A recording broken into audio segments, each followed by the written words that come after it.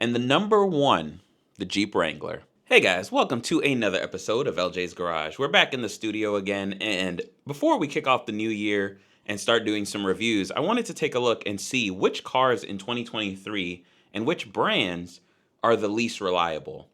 And there are some pretty interesting ones on the list, but then there are some of these that kind of make sense. One common theme that I have found throughout these lists is that one of the biggest things that you will find causing these reliability issues are electrical gremlins.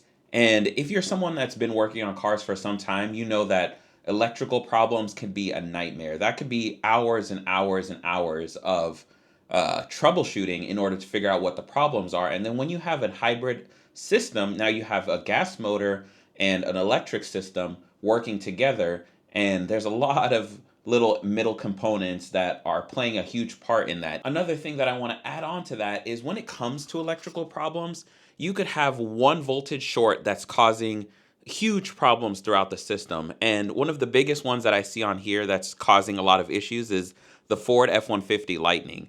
So let me go through the list real quick. Let me go through, this is Yahoo Finance's list. It seems pretty decent and pretty close to what everybody else is saying.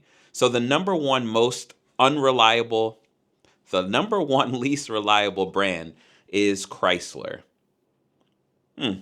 Number two, Mercedes. Number three, Rivian. Number four, Volkswagen. Number five, Jeep. Number six, Volvo. Number seven, GMC. Number eight, Lincoln. Number nine, Ford. Number 10, Dodge. 11, Chevy. And number 12, Audi. So some of these are no surprise. I'm going to say a couple that I think are not a surprise. To me, the biggest is Mercedes. They've done a lot when it comes to reliability, but they haven't really been focused on reliability the same way BMW has. And I know you guys are going to think, LJ, you love BMW. It's a little bit of a biased take. Somewhat, I'll give you that. But BMW has had such a bad reputation when it comes to the German brands that they've done a complete 180 and focused on reliability. You'll see all the memes and jokes about the B58 motor and everyone saying that it's the new 2JZ, which is a Toyota engine for those of you that aren't into cars in that sense. But that's a huge thing to be told that your engine is on par with a Toyota engine. So I've got another list talking about the actual car models themselves that are causing some issues. And this is from Car Edge, Repair Pal, JD Power, and the number one, the Jeep Wrangler. So now I've made several videos on my Jeep. I've done so many repairs on that thing that, I don't even know what's next. But I've held on to it because I like my Grand Cherokee. And I'm sorry, I know it's a bad relationship between me and that thing, but it's still here, it's still kicking, and it's still doing very well. The reason why I see Jeep on a lot of these lists as well as Chrysler and Ram, I worry it's because of Stellantis taking over the company. I don't know. That's just my theory, and I hate to be one of those people that are anti-Stellantis, but the Wagoneer is another one that's on this list, and I don't know if you guys have taken the time to look to see the repairs and how difficult it is to work on a Wagoneer. I've seen things on TikTok, and some of those mechanics, I feel so bad for them, but they're the heroes. They're the ones keeping these cars on the road. The next one on the list, the 2023 Mercedes-Benz GLE Coupe. This one, overall, it's a good car. It's just got a lot of dependability issues. Doesn't say really what it is. Lots of recalls, it seems like, but the cost of ownership annually is another $908 in maintenance and repair. So it's a pretty expensive SUV on the list to take care of. The Jeep Gladiator, I'm surprised on this one, I won't lie.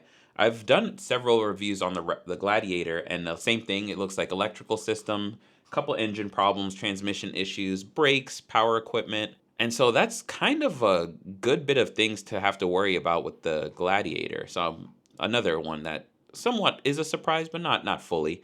This one, Chevy, I'm honestly surprised.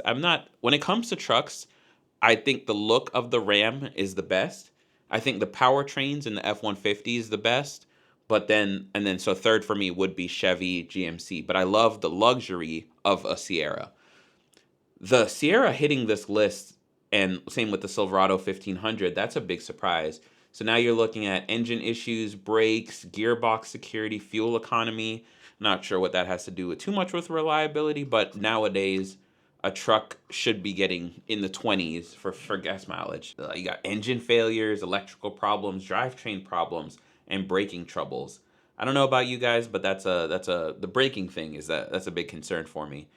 The Chevy Bolt is number 5 on the list. 2023 Ford Explorer, issues with transmission, powertrain, body components, steering, suspension, temp controls, paint, leaks, average yearly upkeep cost $775. I call the Ford Explorer the Ford Exploder, not one of my favorite SUVs. I've never been a huge SUV Ford fan, and I know that a lot of people will argue with me on that one, but I just feel like they put so much money and focus into trucks, and I was hoping over the years, now that they've stopped making sedans, that the SUVs would actually start to be even better. But even the Mustang Mach-E, I know I said it, the Mach-E, is not selling the way that it should, and it's not really delivering what Ford thought it would deliver. Number 7, no surprise to me at all, the Nissan Sentra. Number 8, the 2023 Lincoln Aviator, which Lincoln Ford, same. This one is a little tiny bit of a surprise. The 2023 Hyundai Kona Electric, specifically, again, the electric one. You can see what I mean, that anything that is doing this hybrid, number 10, the 2023 F-150 hybrid, all of those types of things, they require so much precision. Um, Electrical cars or electric cars respond different to different altitudes, climates, uh, so many different things. And so you could have the most minor electrical issue and it turns out to be something pretty major in how your car is responding. The Volvo is also all over this list. I don't know if you guys know this, but Volvo does some pretty awesome things with cars. They were one of the first to do a supercharged, turbocharged engine. And you heard that right. I'm talking about both. And so the new XC40, I haven't done any Volvo reviews on the channel. We don't have a lot of Volvo dealerships here in the Dayton region, so they're kind of out of my reach when it comes to these cars. I'm working on that though, because I actually am a huge Volvo fan back in the day, and the XC90 and everything like that, I've always been a fan of. So to see the XC40 and Volvo pop up on this list, it's pretty sad. It's a little heartbreaking. One of the surprise trucks that got me was the 2023 Toyota Tundra, and it's just got a lot of new tech. Toyota's in the same boat as everybody right now. How do you move into the 21st? Well, we're already in the 21st century. That's not the right statement. How do you move into 2024 and getting ready for 2030 when we're supposed to have all electric cars on the lineup? It's kind of moving pretty fast. And so if you're not ready and able to keep up with the electrical work that these cars take, it's going to create a lot of issues. Toyota does some pretty awesome stuff. The Lexus NX is on here. Again, just the hybrid one. The gas one is doing pretty well. The Jeep Wagoneer, Audi A6, Volvo XC60. Again, one of my favorites, but it's on the list for a reason. Porsche Taycan, Volkswagen GTI. I'm not really. That's whatever. Volkswagen, Audi. It is what it is.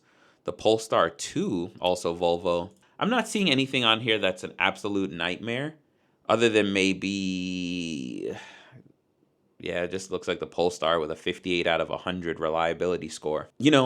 I like this list because right now it's showing what I have noticed in the car market, and it's that Kia and Hyundai are no longer like on the top of these lists, and I'm happy to see that. The Kona Electric aside, whatever. That's not one of my favorite cars, and it's not a huge car that I rave about, but it's a decent car, especially in its gas engine configuration. A little underpowered, but there is the Kona N, and that is a blast. But back to this though, a lot of people hate on Hyundai and Kia and wonder why I do a lot of those videos, and it's because one, the dealerships are pleasant to work with, and two, I actually think they're doing things with the car market that are pushing they're what's the word? They're stretching the envelope, pushing the envelope, and you see it with the Carnival, for example.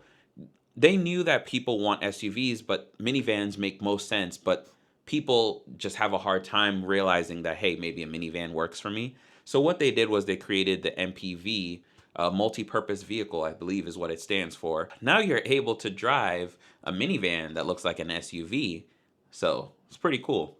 And then on top of that, one of my favorites that I mentioned earlier is the Kia EV9. I am pumped to talk about that because let's say you love the Telluride, which is one of the best-selling SUVs of the last like 5 years, and you love that, but you want to go electric. The EV9 is absolutely fantastic.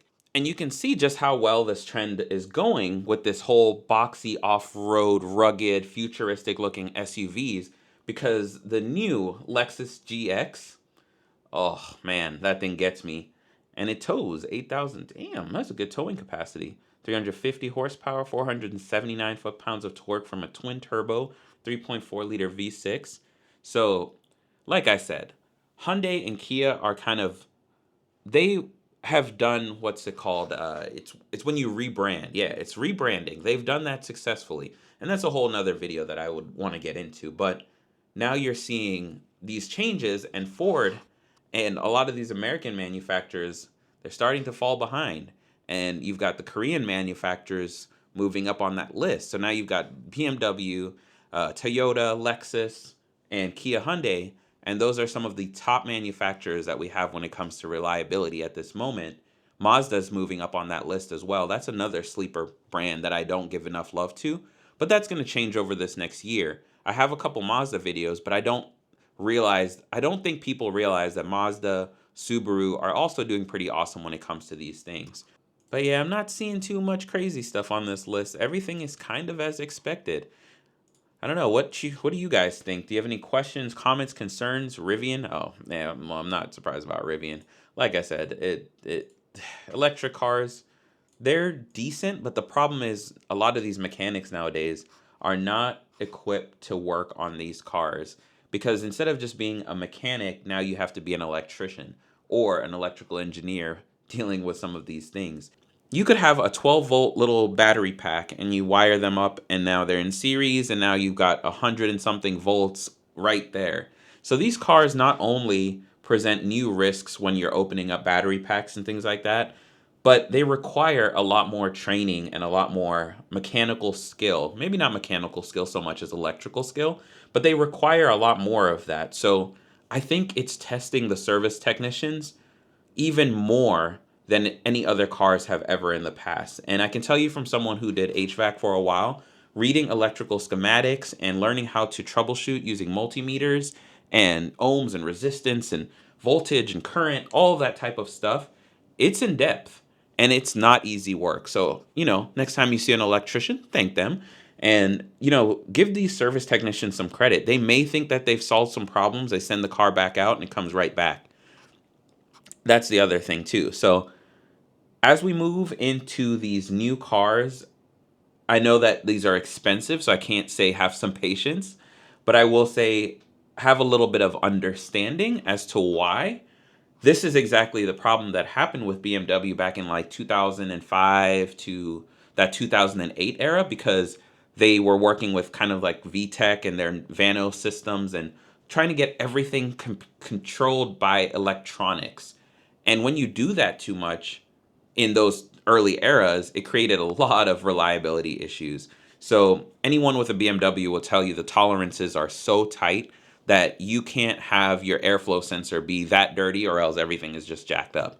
And you won't really know what's wrong with the car and, check engine lights and all those things. But at least the car tells you and the car will try to save you. When it comes to these electrical problems, it's not that simple. Not that simple at all. So, and rant. And don't worry, I will still be talking about this as the years go on, but I at least wanted to see what the year ended off in 2023. And, I'm looking forward to more car reviews and all of that stuff. And I'm going to keep an eye on this Chrysler, Jeep, Dodge, Ram situation. But that's all I had for you guys. Let me know if there's any cars on this list that actually did surprise you. Let me know if you have any of these and you think it's a champ. The Ford Bronco is doing well. So if you got one of those, maybe you're like, hey, Ford is still hitting something. And you're wrong on the SUVs. And I probably am on the Explorer because there's so many of those that are produced. They're bound to have problems here and there. The new Sequoia is out, but there's a lot of good SUVs on the market. And so having an unreliable one could be the end for your sales. But yeah, that's all I got. Let me know what you guys think. Share some comments, concerns, and we'll talk about it down in the comment section. But until next time, peace.